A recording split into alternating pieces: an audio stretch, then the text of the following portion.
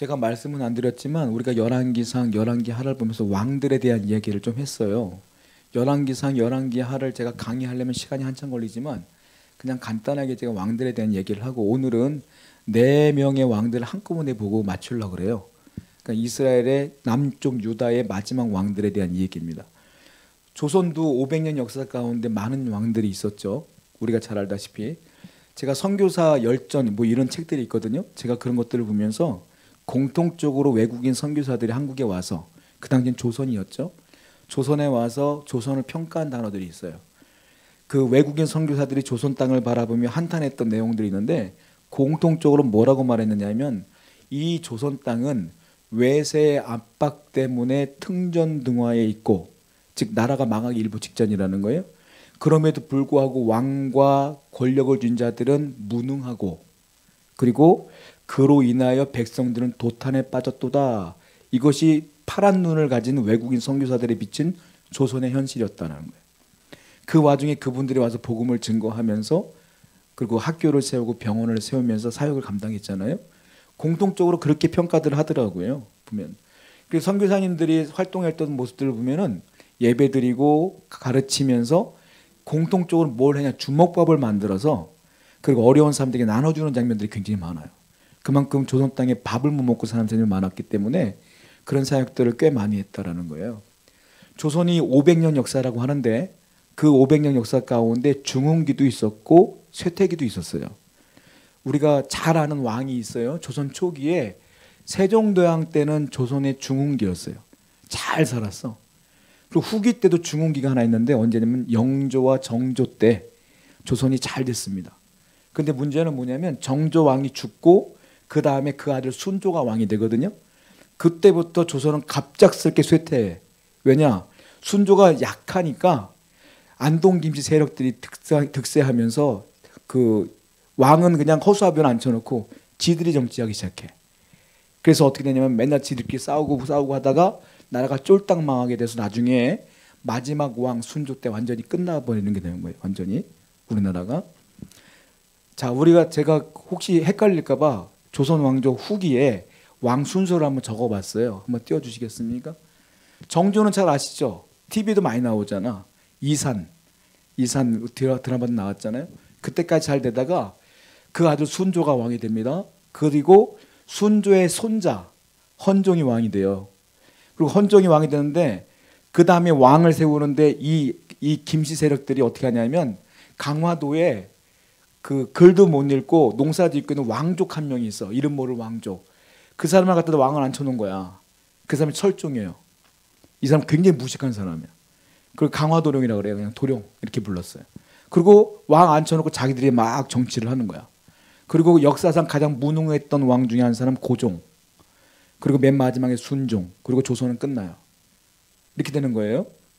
제가 왜 국사 시간도 아닌데 갑자기 제가 이런 얘기를 왜 하냐면 제가 오늘부터 봐야 될 지금부터 볼 유대의 왕 4명이 있는데 조선의 역사와 남유다의 역사가 너무 흡사한 거예요. 제가 볼 때.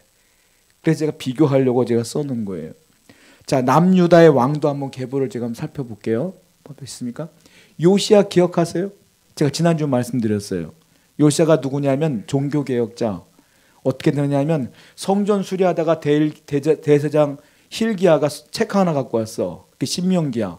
그거 읽고선 아이고 우리가 하나님 섬겼구나. 그러면서 우상 다 부수고 우상을 부순 것으로 끝난 게 아니라요. 빠서 가루를 만들었어. 그 사람이 요시야야. 그래서 하나님 곁으로 다시 나라를 회복시킨 사람이 요시야인데 여기까지 중흥기. 그 다음부터는 다 여호아하스, 여호야김, 여호야긴, 시드기야. 여기까지는 어떻게 했냐 다 하나님 떠났어. 근데 문제는 뭐냐? 여호아하스가 요시야의 4번째 아들이고요. 여호야김은 둘째 아들이에요. 요시야의. 그리고 여호야긴은 여호야김의 아들이야. 이름도 비슷해. 그리고 시드기야는 누구냐면 그 여호야긴의 삼촌, 다른 말로 요시야의 셋째 아들이에요. 시드기야. 결국 마지막 왕들은 다 요시야의 아들들이 왕이 됐거든. 요시야 아들들이 왕이 됐는데 전부 다 나라가 이상하게 돼. 우리는 흔히 생각할 때 요시야가 훌륭한 왕이니까 그 아들도 훌륭할 줄 알아. 근데 그 아들이 전부 다 우상 숭배자가 돼요. 나라가 완전히 쇠퇴해서 남유다가 쫄딱 망해서 바벨론에서 멸망당하게 돼요. 그래서 70년 포로로 잡혀가는 거예요. 그 마지막 왕이 누구냐? 시드기야다라는 겁니다. 참 희한하죠. 아버지가 훌륭하면 그 아들 훌륭할 줄 아는데 그렇지가 않아 보면. 그래서 하나님의 사람은 하나님이 선택하는 거예요. 하나님의 사람은 혈육으로 이렇게 흘러가는 게 아니요. 하나님의 사람은 하나님이 쓰는 거지. 아버지가 훌륭한 목사라고 그 아들도 훌륭한 목사 아니에요. 하나님이 쓰는 거예요. 하나님이다. 그러니까 여러분들은 중요한 건 뭐냐면 하나님께 쓰임 받기 위해서 내가 잘 살아야 된다. 이게 중요한 것 같아요. 자, 제가 조선의 왕들과 남유다의 왕들을 비교한 이유가 뭐냐면 너무 흡사하기 때문에 그래요. 자, 뭐가 흡사하냐? 정조 때 이후에 순조까지 다 쇠퇴의 길을 걷다 끝난 거고, 요시야 이후에 전부 다 또 쇠퇴하다가 끝나버린 거예요. 결국은 비슷해. 이게 비슷하더라. 두 번째 또 비슷한 게 뭐냐면 하나같이 어떻게 왕들이 이렇게 무능력한지 모르겠어요. 조선의 마지막 왕들도 무능하고 이스라엘의 남유다의 왕들도 전부 다 무능하더라. 와, 그런 거예요. 왜 무능하냐? 여러분, 하나님이 그 나라를 살리려면 유능한 리더를 세우세요. 하나님은 항상. 그 나라가 망하길 하나님이 방관한다면 거기 세우는 리더들은 하나같이 무능해. 하나님 선택하지 않았기 때문에. 여러분, 그렇기 때문에 이걸 알아야 돼요. 누가 무능하냐, 누가 유능하냐 어떻게 판결할 수 있겠어요? 이 세상에 가장 유능한 분이 누군지 아세요? 하나님이 유능해. 왜? 그 유능한 사람을 창조하신 분도 하나님이거든. 하나님보다 유능한 분은 없어, 이 세상에. 그러니까 누가 유능하냐? 하나님의 사랑을 받고 하나님이 이뻐하는 사람이 유능한 거지, 하나님과 상관없는 실력자가 유능한 게 아니에요. 우리나라의 리더가 누굽니까? 대통령이겠죠. 국회의원들이겠죠. 그런 분들이 훌륭하기 때문에 나라가 잘 돌아가는 게 아니에요. 하나님이 누구를 쓰느냐가 이 나라가 성패가 달려지는 거예요. 그러니까 우리는 어떻게 될까요? 저 사람 무능해 유능해 비판하기보다는 하나님께 기도하는 백성이 돼야지. 여러분, 나라와 민족을 위해 기도하셔야 돼요. 교회 이 앞에 있는 목사가 유능하냐 무능하냐는 여러분들의 기도에 달려 있는 거예요. 쉽게 말하면. 하나님이 목사를 들어 쓰느냐 들어 쓰지 않느냐에 따라서 교회가 망하느냐 성장하느냐지. 그러니까 성도들은 목사를 위해 기도하고 목사는 성도들을 위해 기도하는, 이게 가장 이상적인 교회 아니겠느냐. 그래서 우리는 어떻게 되느냐? 항상 하나님께 맡기고 기도해야 망하지 않는다. 여러분의 가정도, 여러분의 자녀도, 여러분의 자녀가 똑똑한 게 중요한 게 아니라 하나님이 그 아이를 쓰느냐 안 쓰느냐가 중요하지. 그건 누구 책임이며? 내가 자녀를 위해 기도해야지. 그러니까 우리 교회가 잘 되기 위해서는 여러분들이 기도해야지. 그러니까 다 중요한 건 하나님 안에 있느냐 없느냐가 중요하다라는 거예요. 자, 우리가 지금 말씀드린 것처럼 제가 보자면 여호야긴 같은 경우는요, 여호야김의 아들인데 8살 때 왕이 돼요. 그리고 3개월 동안 왕 노릇하다가 붙잡혀가서 바벨론으로 3개월 왕했는데, 저는 성경의 비교를 보면서 깜짝 놀란 게 여호야긴을 어떻게 평가하는 줄 아세요? 아까 지금 말씀드렸던 것처럼 요시아 다음에 있는 여호아하스, 여호야김, 여호야긴, 시드기야까지 어떻게 평가하는지 아십니까? 이렇게 평가해요. 아무개가 그의 조상들의 모든 행위대로 여호와 보시기에 악을 행하였더라. 이게 끝이야. 거기 아무개가에다 이름만 쓰면 돼. 시드기야가 여호야김이 여호와 보시기에 악을 행하였더라. 이게 평가야. 하나님 보시기에. 저는 충격적인 게 뭐냐면 여호야긴은 8살 때 왕 됐거든요. 8살. 그리고 3개월 동안 왕 노릇하다가 바벨론에 붙잡혀 갔어요. 3개월 왕 노릇한 8살짜리에게도 뭐라는 줄 아세요? 여호와 보시기에 악했더라. 이렇게 말했어. 저는 이게 충격이야. 8살 먹은 아이가 왕이 됐는데 걔가 악하대. 하나님 안 믿은 거지, 자기 조상들을 따라서. 그거는 하나님 보시기에 악한 건 나이가 먹던 어린아이건 상관없어. 하나님 의지하는 건 다 악한 거예요. 그러니까 여러분, 중요한 건 내가 하나님 끝까지 붙드는 게 중요한 줄로 믿습니다. 내 자녀가 아무리 사랑스러워도 나는 사랑하지만 하나님을 떠난 아이라면 하나님 보시기에 악한 거예요. 그러니까 우리의 사명이야. 얘를 하나님 믿게 만드는 게. 그러니까 이것이 우리의 사명인 줄 알고 하나님께 기도해야 될 줄로 믿어요. 한 아이를 예수 믿게 하는 게 여러분들 1시간 2시간 기도해야 되는 게 아니에요. 수십 년을 위해 기도해도 될까 말까 이게. 그러니까 매일도 쉬지 말고 기도하셔야 돼. 그 아이가 언젠가 돌아올 줄로 믿습니다.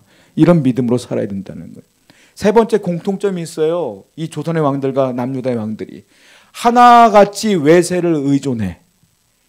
그 500년 역사 가운데 그 왕들은요, 특별히 고종 같은 경우는, 고종왕은 능력이 없다 보니까 외세를 너무 많이 의존했던 왕이에요. 대표적인 게 청나라를 의존해요. 근데 무슨 문제가 생기냐면 일본하고 청나라하고 전쟁이 붙었네. 이걸 뭐라고 말해? 청일전쟁이라 그래. 누가 이겼어요? 일본이 이겼어. 그 조선은 청나라 응원하다가 끝난 거야. 그리고 이 고종이 또 누구를 의지하면 러시아를 의존해. 근데 러시아하고 또 일본이 또 싸웠네. 누가 이겼어요? 일본이 이겼어. 이 러일 전쟁이야. 그래서 일본은 조선이 괘씸한 거야 보니까. 그래서 그 당시에 마지막 왕을 기점으로 해서 조선이 일본에게 먹히게 되는 거예요. 그래서 우리나라가 완전히 끝나게 되는 거예요. 여호아하스는 요시아의 네 번째 아들이에요. 유다의 왕 중에 네 번째 아들인데 이 사람이 아버지 따라서 하나님을 의지하는 게 아니라 누구를 의지했느냐 하면 애굽을 의존합니까? 애굽을 의존해요. 꼭두각시 노릇을 하는 거야. 여호야김도 마찬가지야. 이 사람도 왕이 되자마자 그 바벨론을 의지하기 시작해. 그 아들 여호야긴도 마찬가지야. 다 나같이 되냐세요?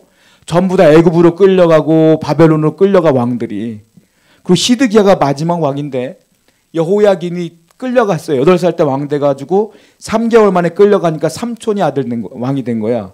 이 시드기야는 요시야의 그 세 번째 아들이에요. 그리고 왕이 되자마자 이 사람도 하나님 안 믿어. 그러니까 바벨론에 또 끌려가서 두 눈을 뽑히고요. 이 두 눈을 뽑히기 전에 시드기야가 보는 앞에서 시드기야 아들들 다 죽여요. 바벨론 왕이. 다 죽이고 시드기야의 두 눈을 빼. 외세를 의존했던 사람들의 최후야 이게. 여러분 하나님께서 하나님을 의지하는 왕들에게는 중흥기를 줬어요. 하나님을 떠난 왕들에게는 비참함을 줬어요. 하나님이 안 건드리는 거야. 하나님의 벌 주는 게 아니야 여러분. 하나님의 벌은 뭐냐? 하나님이 여러분 살도록 그냥 놔두는 거야. 방임하는 거야. 이게 벌이야 이게 벌. 하나님을 의지하면 하나님이 적극적으로 여러분의 삶에 개입해요. 근데 하나님을 여러분이 믿지 않으면 하나님은 니대로 살아봐 가만 놔둬. 잘 될 것 같죠? 잘 되는 것처럼 보여요. 10년 20년 살다 보면 망합니다 여러분. 하나님 없으면.